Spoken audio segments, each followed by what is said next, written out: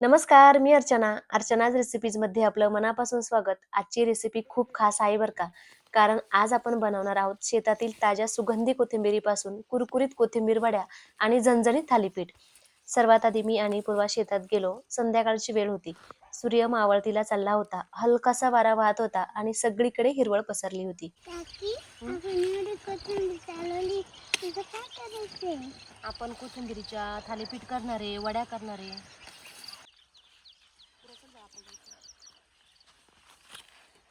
अशा छान वातावरणात ताजी हिरवीगार कोथिंबीर आम्ही उपटून आणली.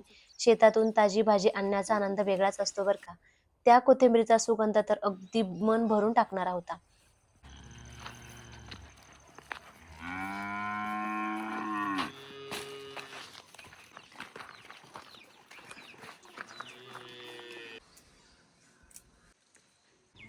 घरी आल्यावर कोथिंबीर निवडायला घेतली.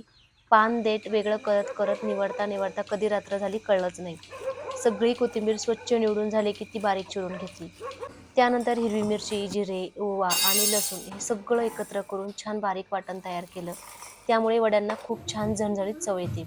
आता तुम्हाला किती तिखट हवं ना त्यानुसार तुम्ही हिरवी मिरची वापरू शकता. आता वड्यांसाठी पीठ तयार करायला घेतलं. बाजरीचं पीठ घेतलं, हरभऱ्याच्या डाळीचं पीठ घेतलं, त्यात चिरलेली कोथिंबीर टाकली आणि तयार केलेलं वाटणही टाकलं. आता तुम्हाला यात ज्वारीचं पीठ टाकायचं असेल ना तर टाकू शकता. माझ्याकडे नव्हतं तर मी टाकलं नाही, पण ज्वारीचं पीठ टाकल्यामुळे चव छान येते. त्यानंतर तुम्हाला वड्या कुरकुरीत हव्या असतील ना, तर त्यात तुम्ही अजून तांदळाचं पीठ सुद्धा ॲड करू शकता. आता चवीनुसार मीठ घेतलं आणि थोडं-थोडं पाणी टाकून असं मस्त घट्टसर गोळा मळून घ्यायचा, जास्त पातळ करायचा नाही. त्यानंतर एका पातेल्यात पाणी गरम करायला ठेवलं. चाळणीला हलकसं तेल लावून घेतलं म्हणजे जे आपण मुटकुळे किंवा वड्या करणार आहोत ना, ते चिटकणार नाही.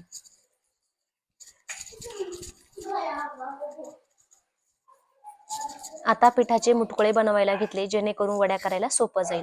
अर्ध्या पिठाचे मुटकुळे करून चाळणीत ठेवले. झाकण ठेवून गॅस मंद आचेवर केला. 15 ते 20 मिनिटात वड्या छान वाफून झाल्या होत्या. तर वड्या वाफवल्या गेल्या कसं ओळखायचं माहितीये का? तर बोट लावायचं वड्यांना. बोटाला जर पीठ चिटकलं नाही ते समजून जायचं वड्या वाफवल्या गेल्या.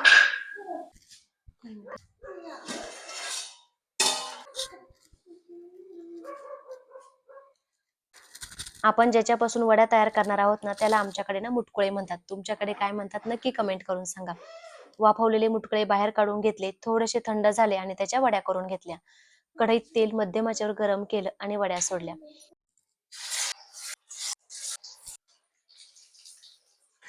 हळूहळू त्या सोनेरी रंगाच्या होत गेल्या आणि अगदी कुरकुरीत तळून झाल्या.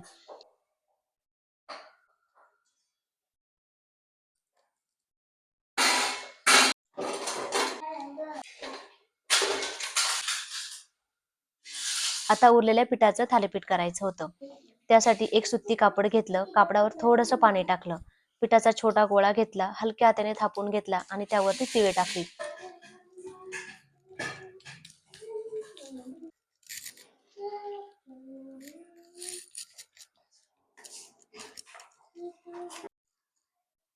तवा गरम करून त्यावर थोडंसं तेल किंवा तूप टाकायचं. थालीपीठ टाकलं. वरून हलकासा पाण्याचा हात लावून थापून घेतला आणि मध्ये-मध्ये ना असे छोटे-छोटे होल करून घ्यायचे.